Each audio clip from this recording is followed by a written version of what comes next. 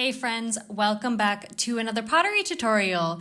So I finally made an extra large mug for all of you big coffee and tea drinkers.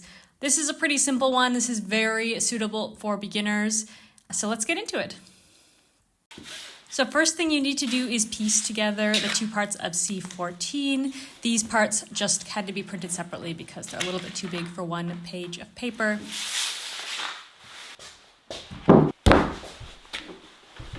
Next, we're going to roll out some clay here. So I started with 1.4 kilo of clay, but I'm definitely not going to be using that much. I think at the end I used about 600 grams of clay. So you always need to start out with a bit more when you're working with slab pottery because you need to, have some extra that you can cut off. So first I'm going to start rolling out my 1/2 centimeter slab.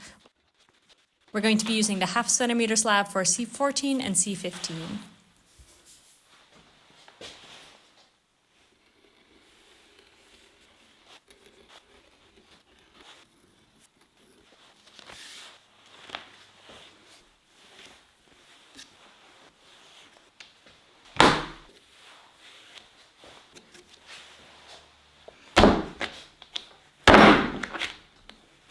And then I'm going to use my scraps and I'm going to wedge them up really good again so that there's no air bubbles. And I'm going to roll those out at 1 centimeter. So this is for the handle. This is C16. And I really just like to make the handles a little bit thicker. If you prefer a thinner handle, you can also use a 1/2 centimeter slab for this as well. But yeah, this is what I prefer. And then after that, as usual, I'm going to put my slab pieces in front of the fan. I really like to put my pieces in front of the fan for about 10 minutes. This helps them to firm up and, not be so floppy when I'm working with them. Okay, first we're going to start with building the body of the mug. So you want to work with the large rectangle first, and we're going to be attaching these two shorter edges of the rectangle. So you want to cut those edges at a 45-degree angle. I have this little tool here, but you can use a knife or anything that you have. Then you want to score, and if you need to, you can add some slip here as well. My clay was fresh enough that I didn't need to.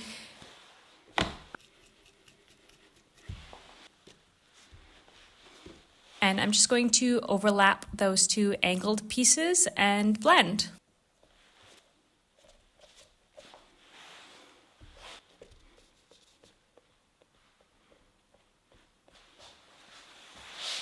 And don't forget to blend also the inside.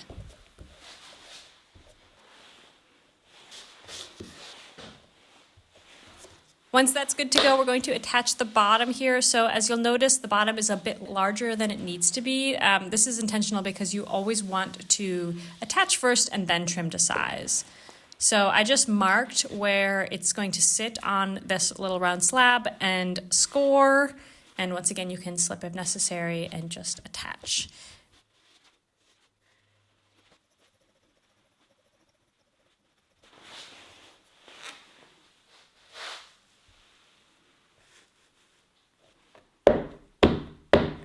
And this is how I like to attach bottoms.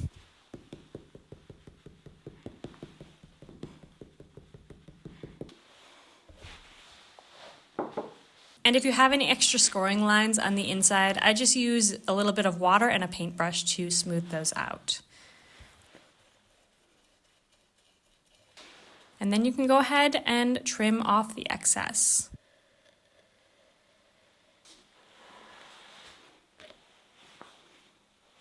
And blend, of course. This part needs a bit of blending.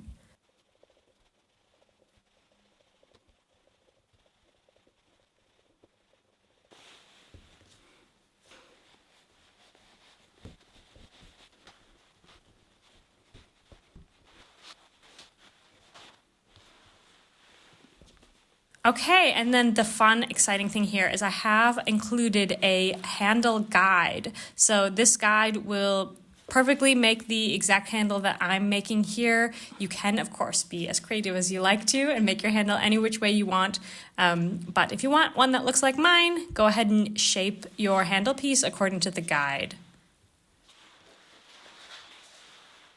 And then hot tip, you want to apply your handle over the seam. So if you saw, I'm pointing to the seam right there, this will help disguise your seam and make your pot look a little bit more professional. Then you'll want to mark where the two sides of the handle attach so that you can score that. So you want to score both sides as always. So we're going to score the body of the mug and the handle where they attach.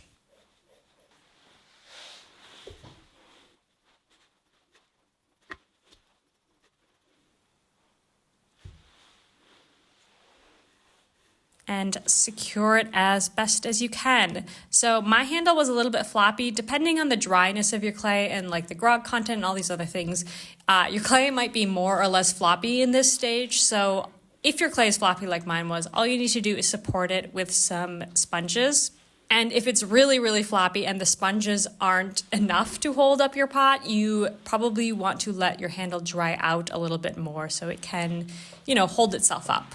And by the way, you also saw me cleaning up extra scoring lines with the paintbrush again. That's what I was doing there. So that's all we're going to be doing today. I will cover the pot with some cloth and tomorrow we'll finish with the cleaning up. I always like to let my pot dry out a little bit so that it's quite firm and, can withstand some rough smoothing that will be a lot more thorough than you can when the pot is wet and somewhat floppy. So at this point, you just want to smooth it out as best as you want to. Like, at any point you can say, that's good enough. I don't mind some fingerprint marks, or, you can get really, really particular and make your pot as factory made as you possibly want to. Yeah, that is just up to your preference. So our pot is done now. So I'm going to let it dry out for about a week and then I'm going to load it into the bisque kiln. I'm just using a simple white glaze on my mug.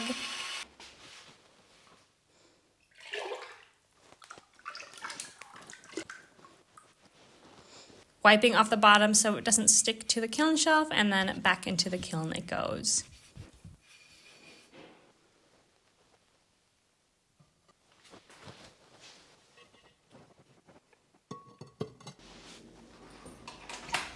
And here is the final result. I think this mug is so cute. It's just like such a classic shape. The handle itself is like really generous. You can hold it with your whole hand, or it's also big enough to slide your hand through and, cozy up on a cold day with a nice cup of tea.